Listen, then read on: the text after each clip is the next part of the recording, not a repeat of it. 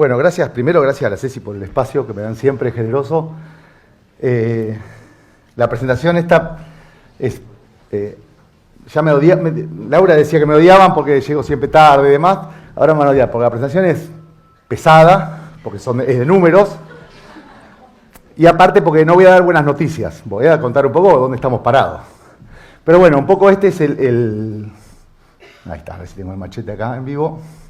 Un poco de lo que vamos a estar hablando hoy, que es un poquito el contexto de lo que está pasando en la industria a nivel mundial. Contarles un poco cómo es la metodología de trabajo que tenemos en la Cámara, porque estoy seguro que de todos los que están acá, más o menos la mitad no está llenando la encuesta, y parte de nuestro objetivo es continuar recopilando más data, pero también para devolvérselo al mercado.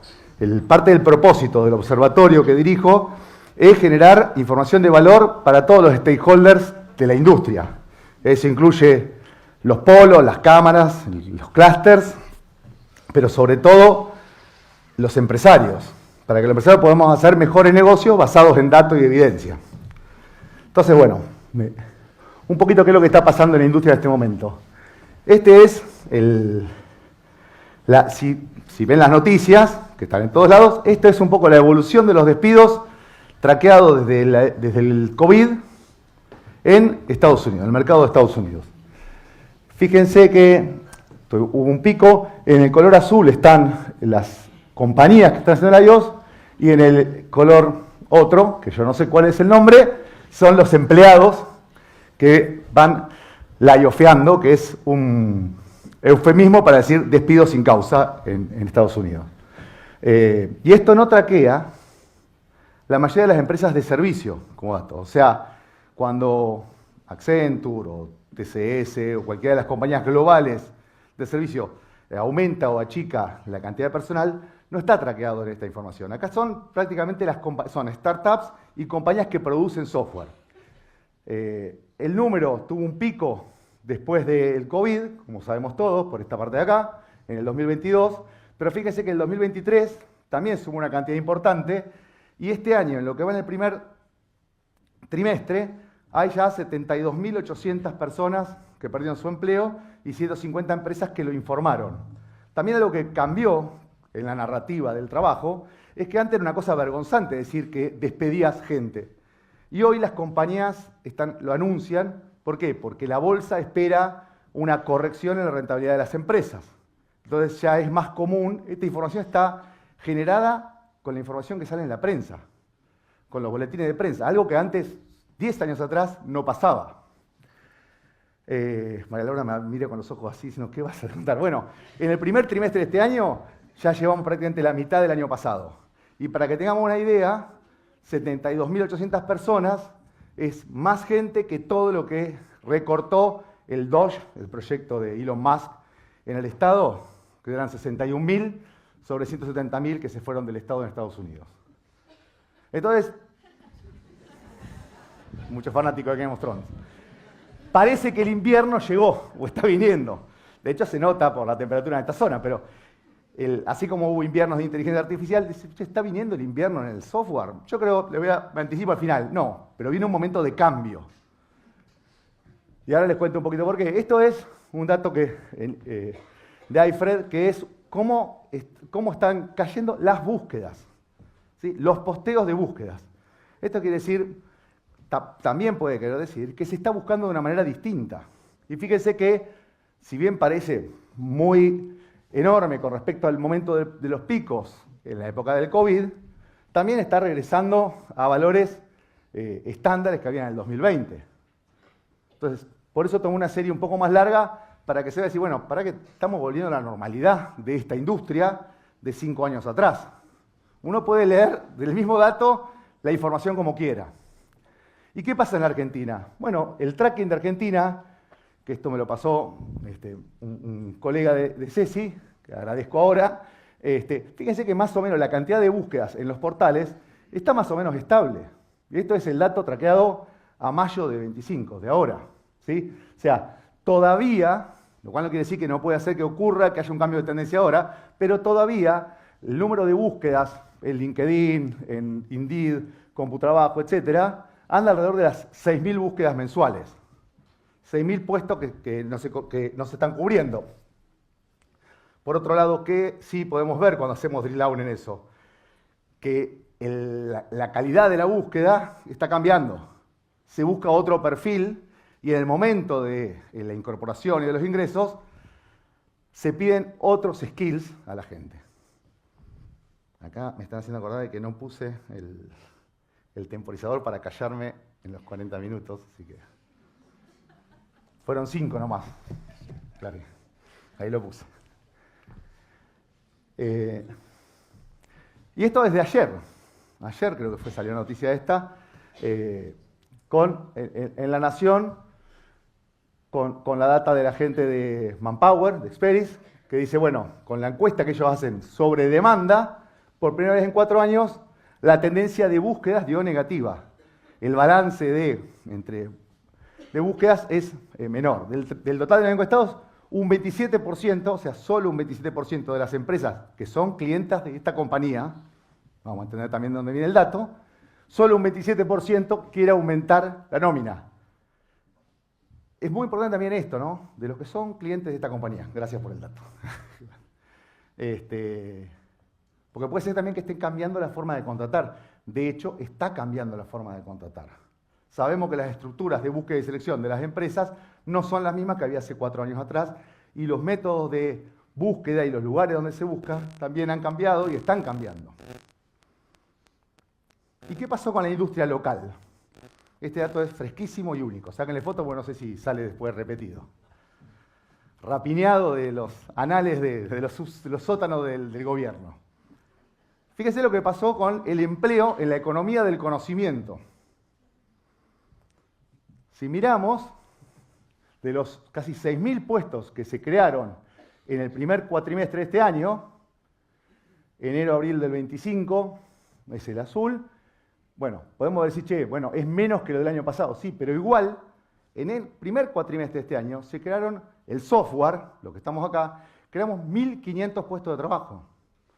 El año pasado incorporamos cerca de 6.000 y pico de personas registradas, con lo cual si hago la progresión, estamos bastante bien. De hecho, somos los que sostenemos, los números que son la rayita para abajo, son layoff de otras industrias del conocimiento, como la audiovisual, nanotecnología, bio, el resto. ¿Ok? Entonces,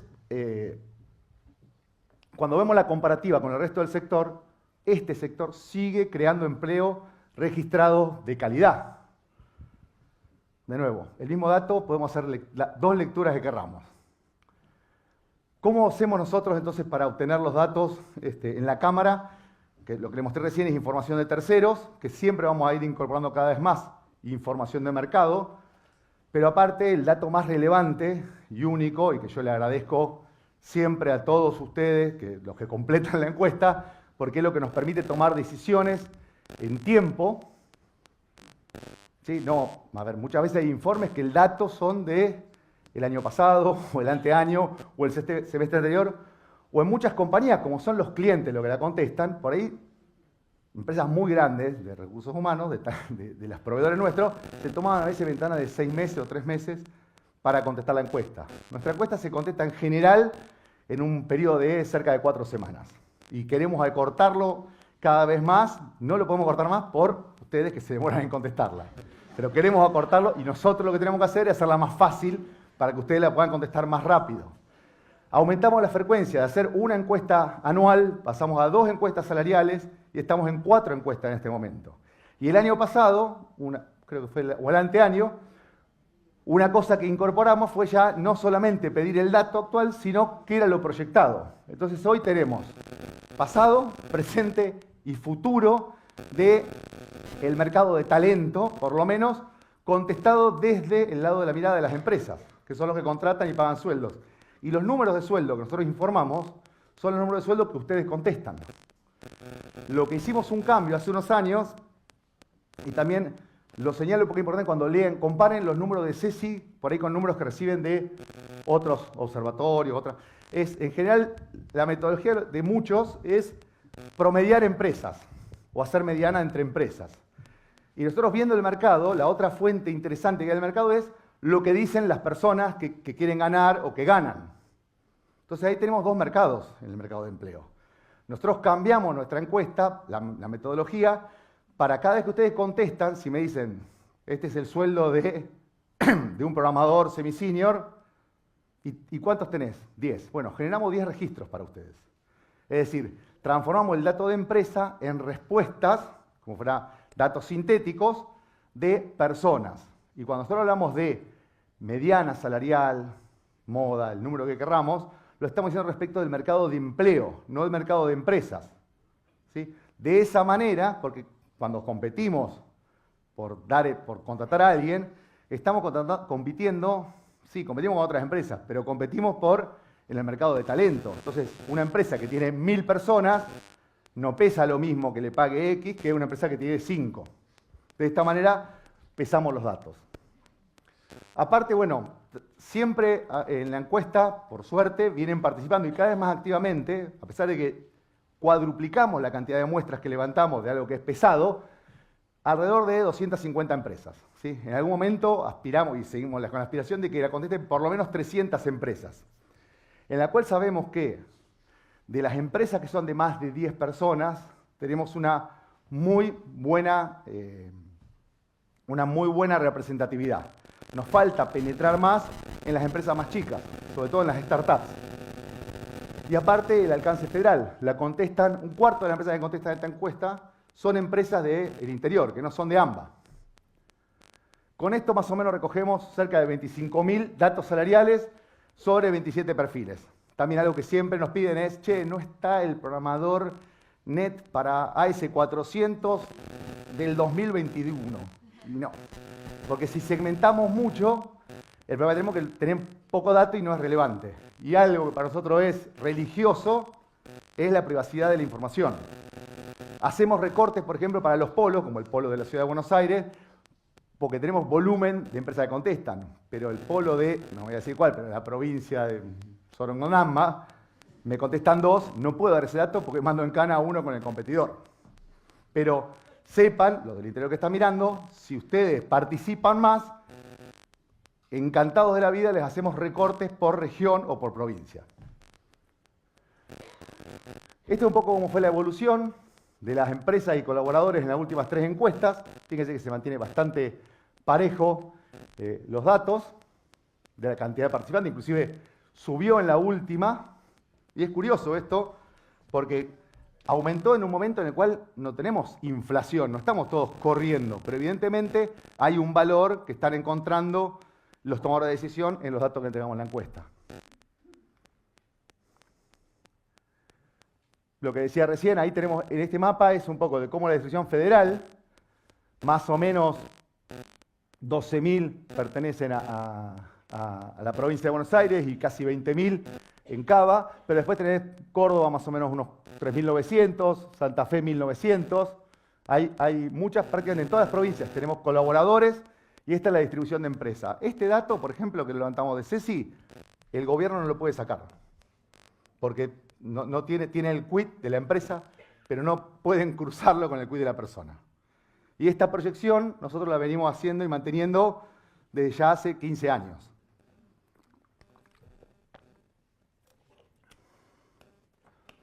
Y esto es un poquito cómo correlacionan la cantidad de colaboradores con el tamaño de las empresas. ¿Sí? La distribución de las empresas. Acá se ve que están muy subrepresentadas las empresas de menos de 10 colaboradores, representan más o menos el 1%, pero las otras están más o menos 11, 23, 17. Es más o menos relativamente parejo como la distribución de empresas que participan y de colaboradores que aportan. Un 37% de la muestra de los empleados son de empresas de más de 2.000 personas, pero fíjense que el otro, de vuelta, el mismo dato leído al revés, el otro 63% corresponde a empresas que son más chicas. ¿Sí? Prácticamente son pymes, la mayoría de las que contestan más de la mitad de la encuesta.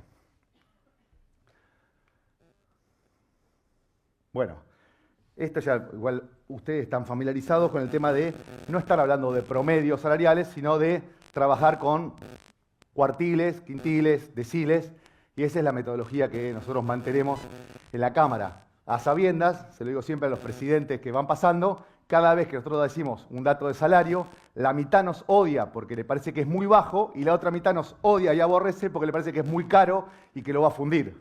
Pero siempre decimos el número en el cual parte a la mitad de la gente gana menos que la mediana y la otra mitad gana más que la mediana.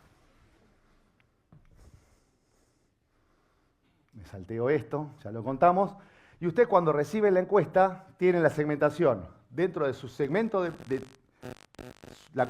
hace unos años empezamos a armar benchmark de los números que ustedes entregan de la encuesta. En ese benchmark te dice cuánto es el total de las empresas, cuánto es lo que corresponde a tu segmento, el segmento de tamaño que dijimos recién, entre 200 y 400, menos de 10, etcétera, cuánto están pagando para esa categoría, y aparte empezamos a hacer clusters, porque vemos que hay comportamientos que no es lo mismo el clúster de desarrollo, a lo mejor que el clúster funcional o el staff. Y damos siempre la información de percentiles. Si ustedes ven que están pagando por encima del percentil 95, quiere decir que en un perfil, quiere decir que un colaborador de eso está en el 5% que mejor gana en ese puesto. ¿Ok? Y si están abajo del percentil 25, cuídenlos mucho. Nada, dato, digo, para saber, la moda es el dato más frecuente. Como tenemos las empresas grandes, generalmente son las que aportan la moda en esto. La mediana es lo que divide la mitad y la media es el promedio, pero que es muy susceptible a los valores extremos. También por eso nosotros recortamos en general las puntas, el 5% que menos paga y el 5% que más paga. Eso para nosotros son datos, pero son anécdotas. El dato importante cuando hay que ver no es, pero fulanito le pagan $10.000 por laburar part-time 3 veces por semana desde el mar. Bárbaro, es una anécdota. La historia de, el que hace el mismo laburo en el mundo. No, el 99% gana $1.500, $2.000, ¿ok? Salario y talento, entonces, vamos a esto. ¿Qué pasó o qué está pasando con el salario? Esta es un poco la serie histórica que tenemos nosotros. La recortamos al 22, pero tenemos mucho más para atrás. Y fíjense que el interanual de enero del 24 a enero del 25 nos dio un 77% de ajuste para todos los perfiles. Insisto en esto. No, perdón, esto es para el clúster de desarrollo. Puede ser que haya perfiles, este es el promedio de todos los desarrolladores. Los seniors no es probable. Sabemos que los seniors recibieron más que los juniors, que se han ido planchando, ahora lo vamos a ver. Y aparte es, a lo mejor el desarrollador senior que trabaja en ciberseguridad, es probable que a lo mejor haya recibido un mejor ajuste que el desarrollador senior que trabaja en frontend en PHP. Porque hay más oferta, simplemente por oferta y demanda. El dato que está acá abajo, con lo que lo comparamos, es, uno es el que informa la OED, que es el del Ministerio de Trabajo, la estadística oficial, que un dato que vemos en ese dato del observatorio es que, como recogen números de sueldo informado a ANSES, no discriminan el aguinaldo. Entonces tuvimos que hacer un trabajo para suavizar esa curva, porque en algún momento decían, ¿cómo puede ser que el dato, la general del Ministerio de Trabajo da por encima de la general nuestra? Claro, descubrimos que en enero, que cuando nosotros comparamos, tiene incluido en muchos casos el valor del aguinaldo, está apenas un 33% arriba o un 50% arriba. Entonces tomamos la media móvil y la ajustamos quitándole o prorrateándole en la media móvil el 8%, el 808 creo que representa el aguinaldo. Esta es la línea de este color más claro, soy daltónico, no me pregunten los nombres. La celeste es la de la OED, la más clarita es la de CISARMI, y usamos la de CISARMI porque es la que voluntariamente contestan los chicos, ¿sí? Los colaboradores. Eso tiene algún sesgo, porque en general el tipo que está fenómeno de la vida ganando bien no se pone a contestar cuánto gana. Así que ya sabemos que son de los que contestan sueldos, es la curva de CISARMI. Verán que estamos un 15% arriba de eso. Otro dato importante es por qué tomó la de CISARMI, que no tenemos ninguna relación, porque es una cosa voluntaria que han hecho los chicos, porque mantiene sistemáticamente más o menos la misma forma de medición, han tratado de profesionalizar bastante cómo recogen el dato, es difícil, ustedes lo saben, recoger el dato.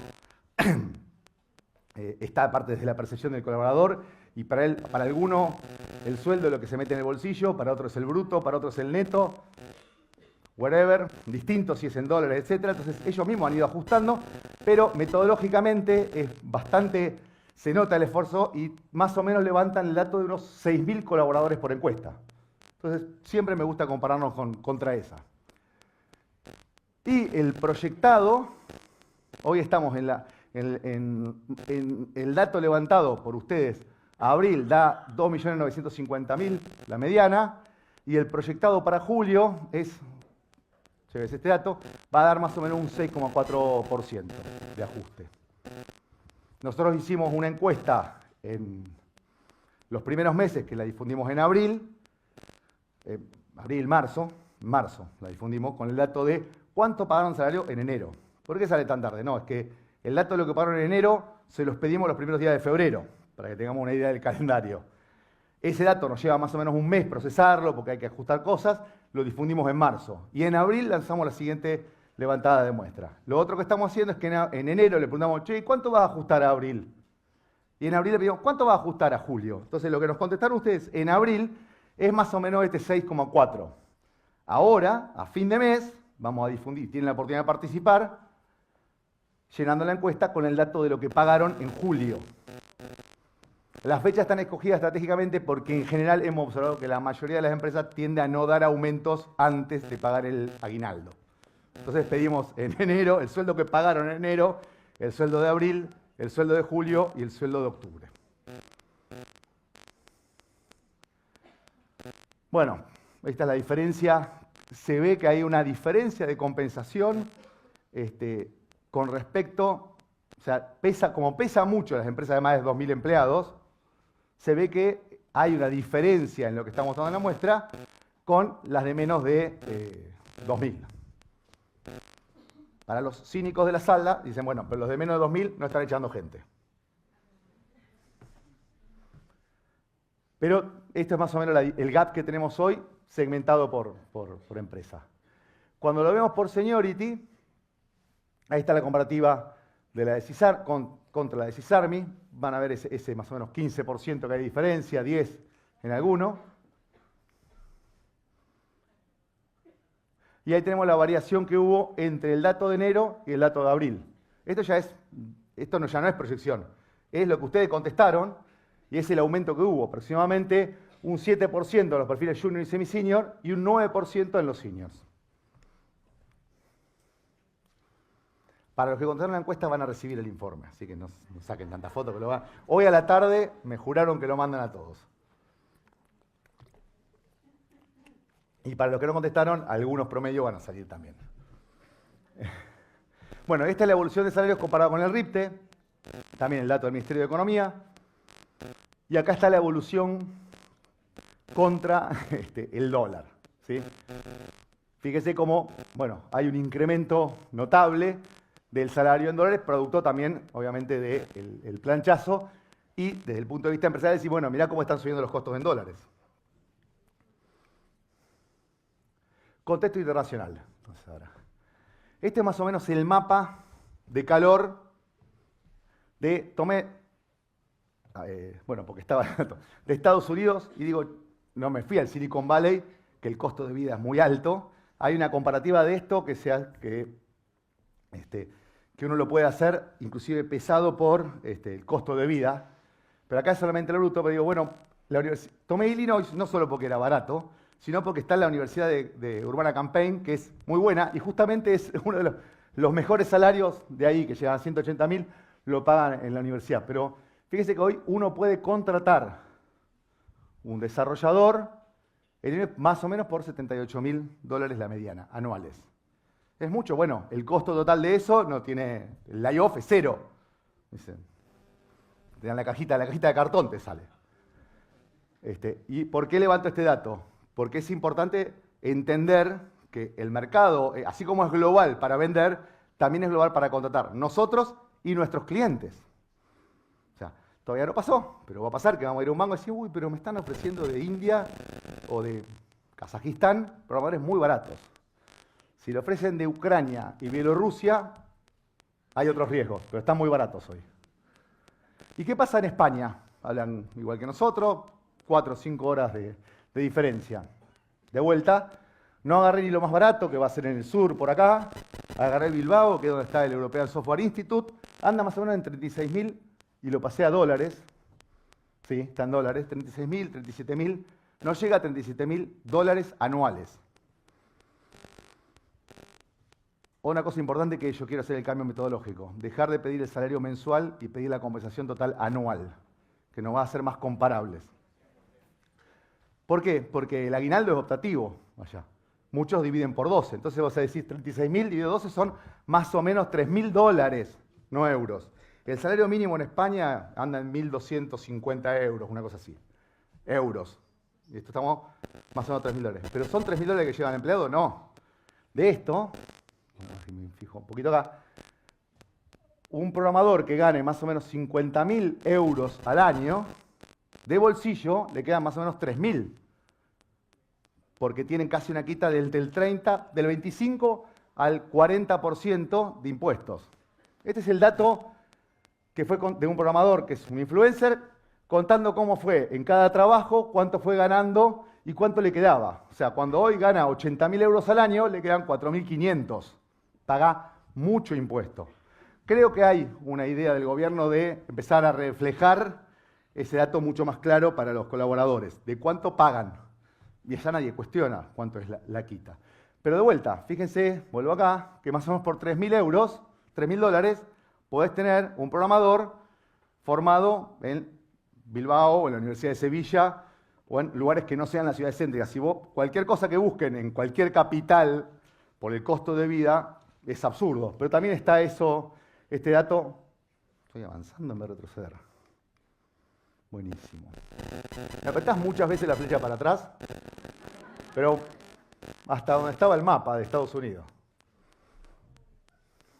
Ahí. Genial.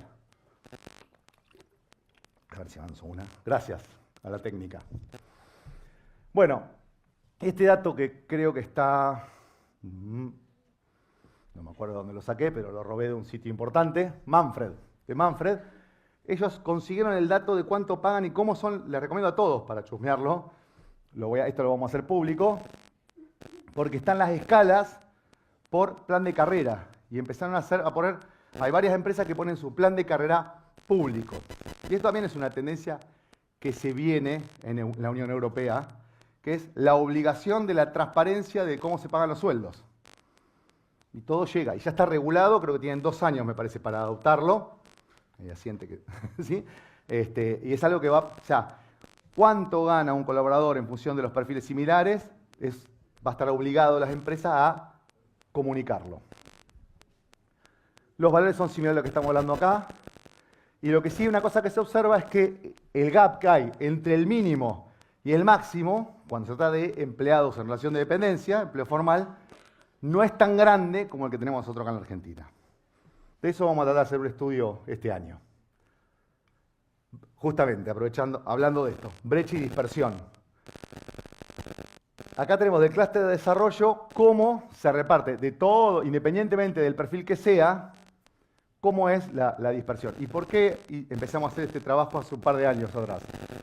Porque notábamos que había, se lo muestro en el slide que sigue, mucha varianza entre lo que declaraban como de sueldo de semi-senior, dependiendo del tipo de empresa que era. Entonces, hay muchas empresas que parece que, o algunas empresas, algunas, no muchas, que están como corridas hacia arriba. Es decir, que lo que para alguna empresa a lo mejor es un junior, para el resto del mercado es un semi-senior.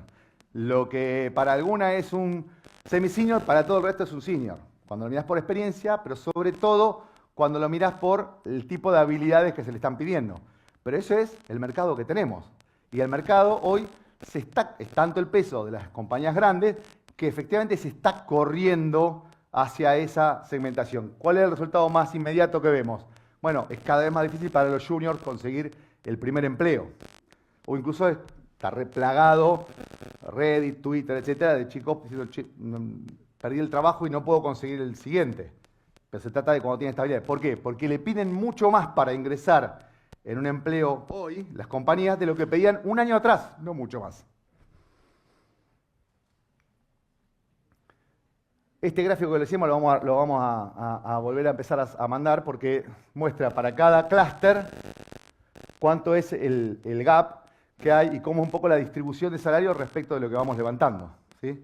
Lo que tienen acá es la mediana para un junior en este clúster, que creo que es desarrollo, semi-senior y senior. Fíjense que esto tradicionalmente era 1, 1,5, 2, pero empezamos a hacer esto para ver si, che, hay perfiles y hay puestos en los cuales se empezó a romper eso. Por ejemplo, los asociados a tareas de calidad. 9 minutos me parece que me quedan. No, 15. Bien. Esto que está acá, aparte, tenemos el dato del 2023 y del 2025 y del 2021. Entonces podemos hacer la comparativa de cómo está cambiando la distribución de sueldos por seniority, por clúster, en el tiempo. Por eso estamos haciendo esta evolución que hay hacia emparejarse un poco más. De hecho, que es de abril del 25, con el dato ahora, ya empiezan a estar más alineadas los extremos o las medianas. Esta es la distribución por N-tiles, ¿sí? Creo que son deciles o de 5%. Pero si nosotros le pintamos con colores a este gráfico de acá, ¿me volvés uno para atrás? Que esto no sé cómo se hace. Creo que es esta, pero a ver. Sí, anduvo. Esto es sin tenerlo discriminado. Cuando le pintamos con colores el seniority, ¿qué quiere decir esto? Que hay 3 colores acá. Que para algunas empresas esta persona es un semi-senior, un junior o un senior, en el mismo rango de sueldo. ¿Ok? ¿Qué sería lo deseable? Y que empecemos a homogeneizar estos colores en la banda.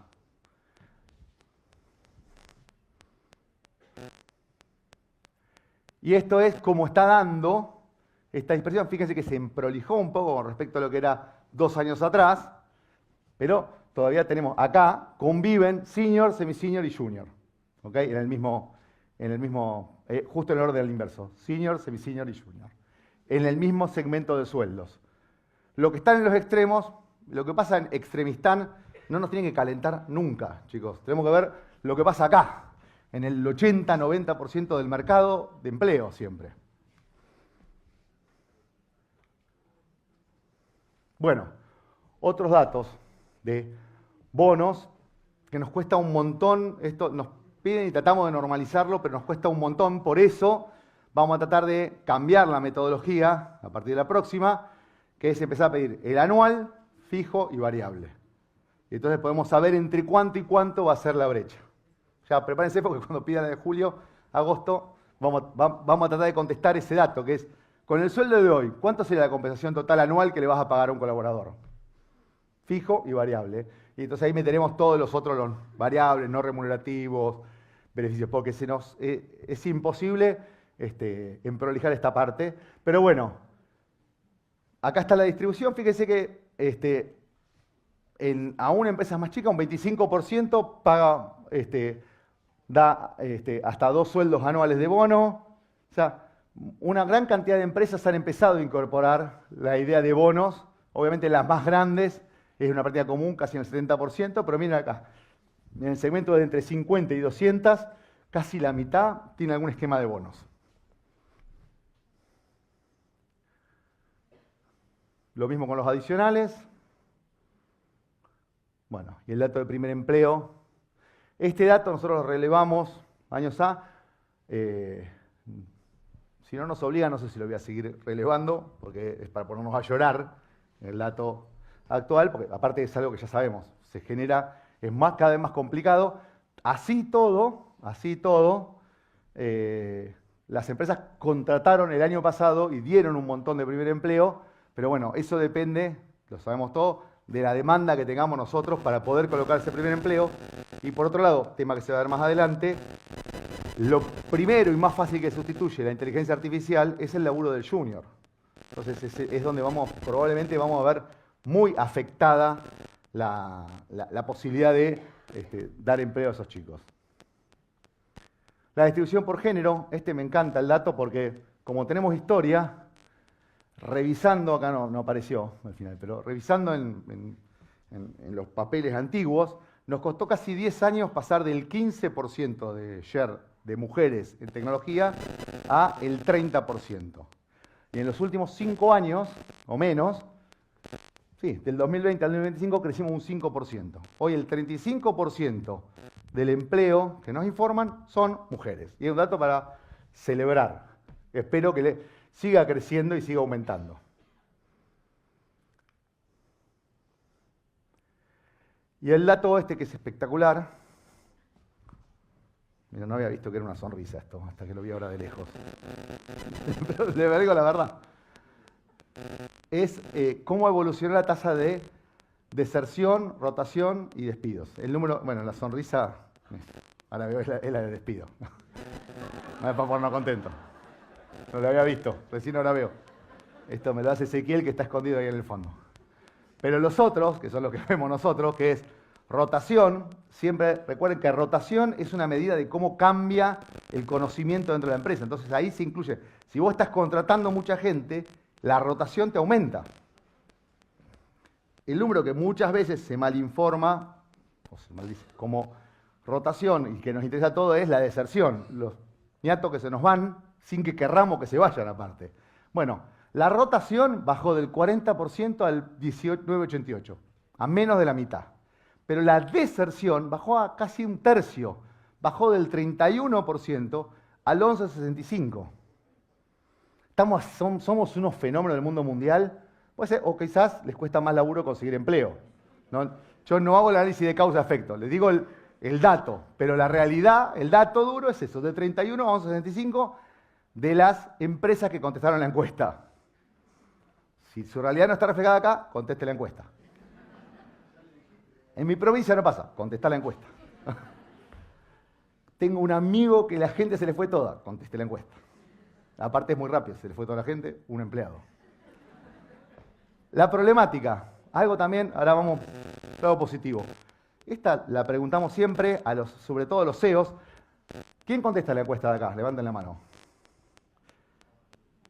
Dejen la mano levantada los que le preguntan al CEO esta pregunta. El resto, no mientan. Ahí ya, me imaginaba. 3. El resto, dije, no, el CEO no tiene problema con esto. Yo me lo sospechaba, pero quería hacer una métrica empírica. Están todos filmados aparte. Para la de julio, cuando preguntemos esto, le van y le preguntan, CEO, ¿cuáles son qué no te deja dormir? Pero, de cualquier manera, fíjense que en la evolución del 21 al 25, lo que se mantiene constante, miren la tercera línea, creo que es de color gris, o verde, pero me parece que es gris, es los recursos disponibles. O sea, el problema informado hasta enero de este año, o marzo, porque le contestaron en marzo, es todavía conseguir la gente. Si esto cambia o no, lo vamos a ver cuando contemos la de julio. Pero hasta hace 2 meses atrás, el tercer problema en la lista no era ni el tipo de cambio atrasado, ni los impuestos, ni la demanda. La demanda aparece como quinta. Aumentó, fíjense que la demanda estaba acá en el 2021, ojo, y pasó, y este sí es un dato, miren cómo sube, hasta el cuarto o quinto lugar. O sea, más allá de la posición que ocupa, no me calienta, la demanda es infinita, hay un problemita con la demanda. El tipo de cambio, bueno, la carga fiscal, ya está, se van de la Argentina. Dice, no me hago problema porque estoy acá. Pero el de recursos disponibles bajó del primero al tercer lugar en el 2022, después de la pandemia, pero después quedó ahí planchadito. O algunos copian y pegan la respuesta del año. ¿Qué contesté el año pasado? Copian y pegan. Pero los otros cambian, así que no, le confío el dato. Presencia y productividad. Esto es bueno porque quiere decir que estoy terminando ya. Estos números aparte son preparando el panel que viene. 6 minutos. Esto fue una encuesta que hicimos, che, ¿será esto que sospechamos, una hipótesis que hubo en el grupo? ¿Será que la gente de talento, la mayoría de los que están acá, le están preguntando a los CEOs o están contestando lo que les parece? Y teníamos una duda con el tema surgió la duda esta, por escuchar narrativa distinta en los encuentros de CEO de los de talento respecto de la presencialidad. Entonces, contrastamos qué contestaban la gente de talento y qué contestábamos, hicimos una encuesta en CEOs. Primer dato, bueno, la mayoría, el esquema de presencialidad es eventual. Hay una diferencia grande, primero, entre los equipos técnicos y los no técnicos. ¿Sí? A los no técnicos los hacen venir un poco más a la oficina. Primer dato. En los equipos técnicos, casi la inmensa mayoría está trabajando en forma híbrida o remota. Solamente el 7% está 4 o 5 días a la semana. ¿Sí? El resto, el otro casi 92%, tiene algún formato híbrido y la mitad es remoto, sin día fijo, como esquema. Esa es la realidad actual. No maten al mensajero. En los equipos no técnicos, ese número se achica, ven, baja al 33. Como que, no, administración de finanzas, vení, pasá la contabilidad acá. Dice, ¿qué vas a lograr en tu casa?